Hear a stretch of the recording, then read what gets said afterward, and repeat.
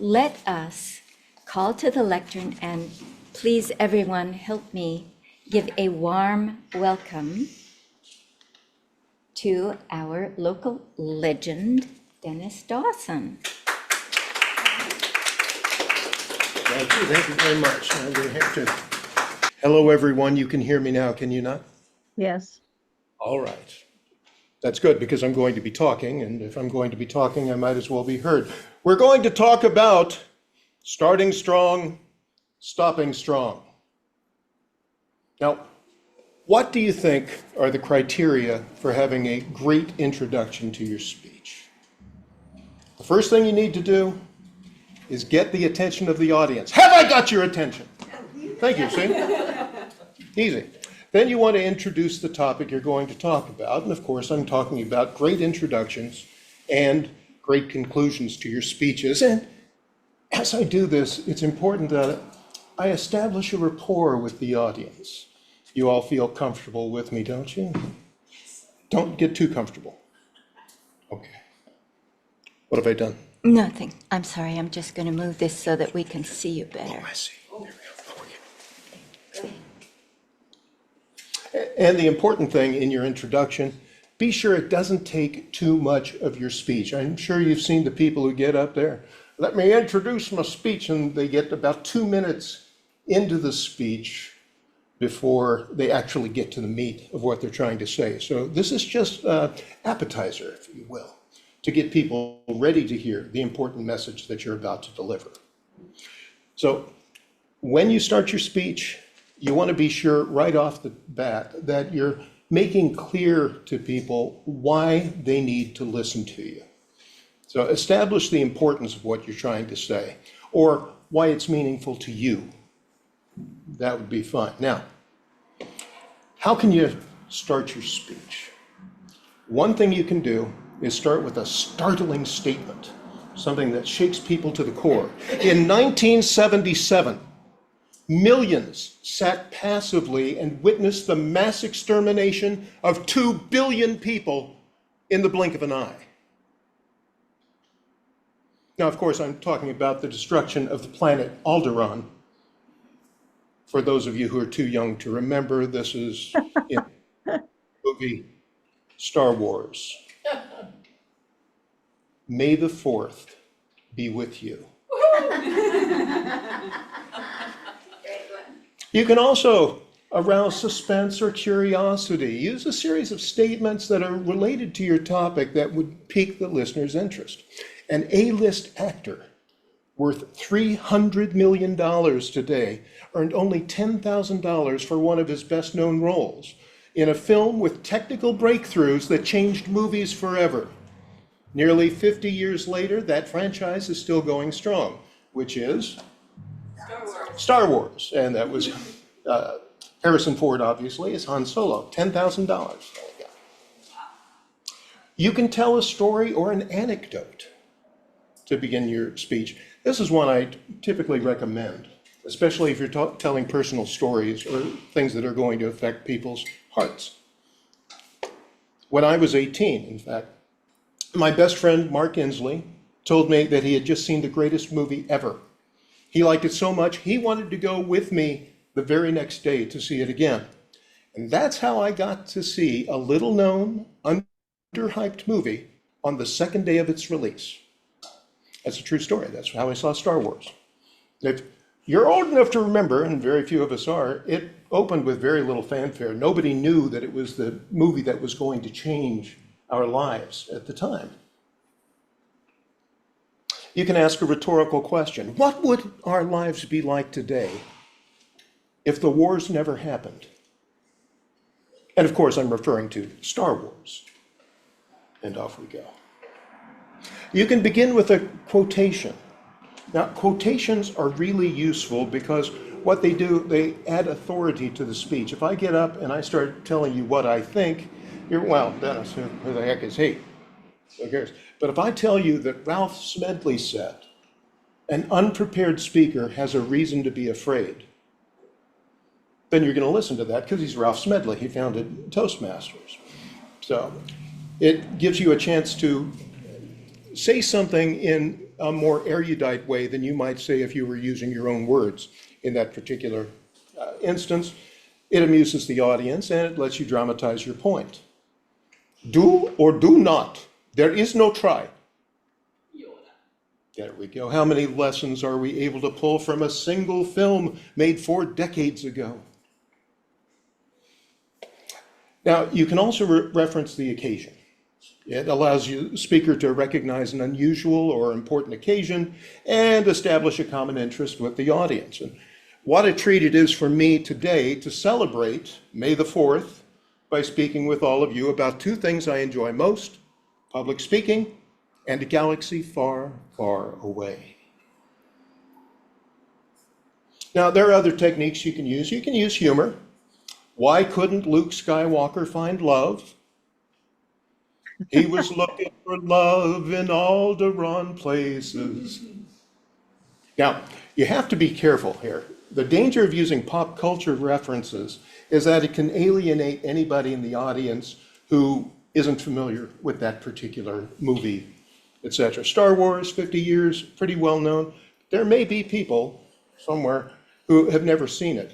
So earlier, I made a point of mentioning the fact that it was the planet Alderaan that was destroyed so that I could use that joke later in the speech. Had to go back and edit that in.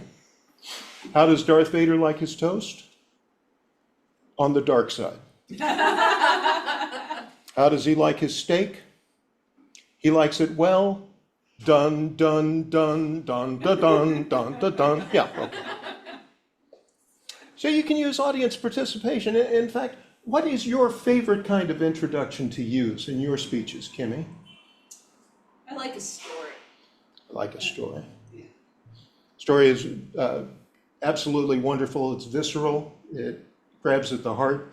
And it's a way to make an immediate connection. Anybody else have a favorite introduction that they like to use? Michelle? I like asking a question that brings people's attention to what I'm going to be talking about. Very good. Audience participation, just like what we're doing here. And what's beautiful about it is if you've got a 7-minute speech, you can spend 2 minutes on it on audience participation if you sprinkle it out throughout the screen, throughout the speech. And that saves me a lot of writing.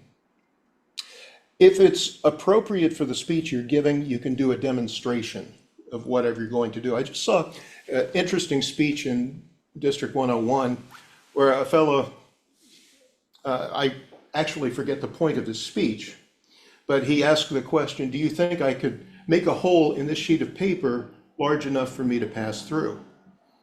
And he went on and he gave a speech and he cut it in a zigzag pattern, and by the time he was finished, it made a big hole and he passed it over his body. So that was something that he was able to do while he was speaking, and it worked out very well. Any sort of short demonstration you can do is great. You can also reference a historical event, something that has happened, where you can tie it in with whatever you're doing in this particular moment. So what are some openings you want to avoid in your speeches? Well, avoid acknowledging the amount of preparation. I just loathe it when somebody gets up here and the first thing they say is, well, you know, I didn't actually work on this. I just put some bullet points on a sticky note on the way in. I hope it's not terrible. Let me give my speech now. And boy, you've just set me up for a delight at that point. No, the bottom line is fake it till you make it. Get up there and give the best speech you can.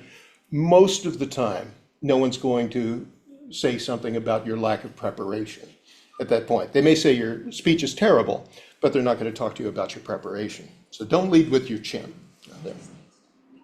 Avoid being dull and boring. That might seem like an obvious statement, but many times people say, well, this is not a very interesting topic, so I'm not going to worry about it. We're going to review the sales results for the past 12 years by quadrant. Yes. And avoid delaying mention of the topic. Now, I did a couple of suspense things early on here. If it were an actual introduction to the speech, at the end of either of those introductions, I would have said, of course, I'm talking about the movie Star Wars. And that's important to let people know where you're going. Otherwise, I certainly am guilty of this. I can end up sounding like Grandpa Simpson. Yeah, well, I had to take the ferry over to Shelbyville. Back in those days, we used to wear an onion on our belt because that was the fashion at the time. But anyway, the important thing is I had the onion on my belt as I was on my way to Shelbyville. I had to, yeah, we want to know what you're going to talk about. And especially we want to get to the thesis statement. What are your main points of the speech? Give us signposts so we know where the speech is going and we know someday your speech is going to end. All right. So that's introductions. How do we stop as effectively as we start? Well, the important thing about your conclusion is that it brings about a sense of closure to the audience. So they know that they've been on a journey with you, and thank God the journey is finally over and Dennis is going to sit down and be quiet. That's what people are really waiting for. All right. So with your conclusion, you're going to restate that main point. Have it make an impact. But just like the introduction, be sure that your conclusion is only 5 to 10% of the speech. It should be short, it should be impactful, and it should bring home your main points. So, same with an introduction, you can use a quotation to close your speech for the same reasons. It adds authority, amuses the listeners, dramatizes your point, and it brings in that je ne sais quoi, that gravitas that we don't have when we're just quoting ourselves. An overused technique in Toastmasters is the call to action. There are people on this call, I'm sure, who think the speech always must have a call to action. Why are you giving a speech if you're not going to motivate us to go out and do something? And that's a valid point if your speech is to motivate people to go out and do something. But sometimes you're just telling a story, and the message that you're delivering is more subtle. It's more nuanced. It isn't something that you want to sum up and hammer somebody over the head with that call to action. So many times you'll see a Toastmaster get up here and they've been taught the Toastmaster's way of doing things. So they'll tell a very nice story about how they were able to nurse their puppy back to health. And after they've told this wonderful story, they'll say, how about you? Who's the wounded puppy in your life? It just doesn't make any sense to glom it on unnecessarily. So it is a good technique. It's not the only technique. And you shouldn't judge people down in a contest or in your club if they fail to use the call to action. Okay. Rhetorical questions. You may ask, can we afford to do this? Well, I ask you, can we afford not to? Yes. The rhetorical question, of course, you ask a question that is the opposite of the point that you're trying to make and drive it home that way. An important thing to do, of course, is to summarize your main points when you get to the conclusion. If you've had a nice thesis statement with 3 main points, be sure to restate them, and you'll want to do that before you start the conclusion. So the conclusion is the art, the nuance, the fun, the quotation, the end of the story, something along that line, but you repeat your main points before you get to that sweet conclusion.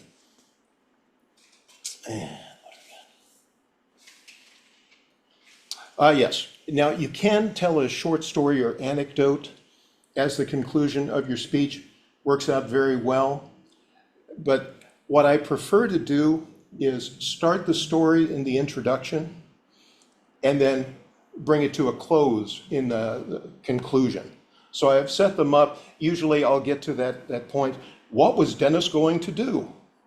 And then I learned a whole bunch of lessons. And so in the end, what I ended up doing was the 3 greatest things that I've ever learned to do: sit down, shut up, and pay the bill. Whatever it is. All right. Now, in doing that, you're going to refer back to the beginning of the speech. This is a technique I personally use all the time. I always want to do this, even in a contest, when I'm in the evaluation contest. I'll start by saying, I was amazed by what Michelle had to say. She cast a magical spell as she began her speech. And when I get to the end of the evaluation, I'll say, Michelle, keep bringing the magic. It's something that the entire world needs. So it's great in an evaluation contest because I've taken the evaluation, I haven't just fulfilled the requirements there, but I've added a little nuance, a little obvious art to that evaluation by connecting them this way. Oh my goodness, are we at red?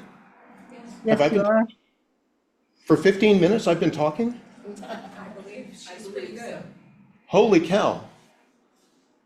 All right, I apologize, my But God. if you want, you can use some of that Question answer, 5-minute Q&A question answer in to to finish your finish up. speech. You have 5 minutes of QA, so you can use some of that 5 minutes to finish up your speech. Okay, but I've been talking for 15 already. Yes. Yes. My God, my God.